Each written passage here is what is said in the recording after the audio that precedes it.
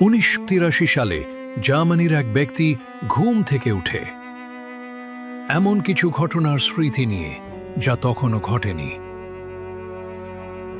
সে বলল সে পরিষ্কারভাবে মনে করতে পারছে এক দুর্ঘটনা, এক প্লেন দুর্ঘটনা যা এখনো ঘটেনি।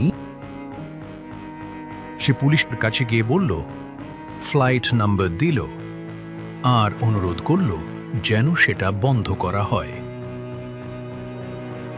সবাই ভাবল সে পাগল, যতক্ষণ না সেই প্লেনটা ভেঙে পড়ল, একদম তার বর্ণনার মতোই।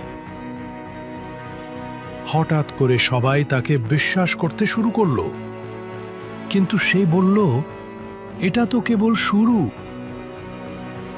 পরের কয়েক মাসে সে আরও অনেক দুর্ঘটনার কথা বলেছিল এবং সবগুলো সত্যি হয়। সে বলেছিল সে কোনো জ্যোতিষী নয়, সে সব আগেই জীবনে দেখে এসেছে এবং ফিরে এসেছে।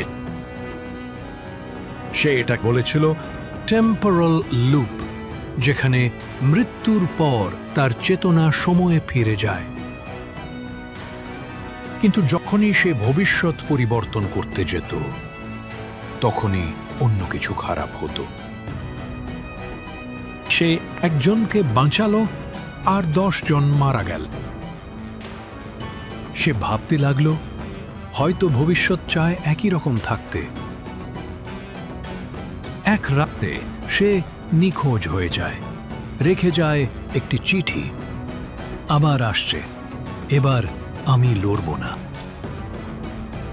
পরদিন শহরে আগুন লাগে, একদম তার শেষ সতর্কবার্তার মতো। তাকে আর কেউ কখনো দেখেনি, কিন্তু কিছু মানুষ বিশ্বাস করে সে এখনো আটকে আছে সেই লুপে।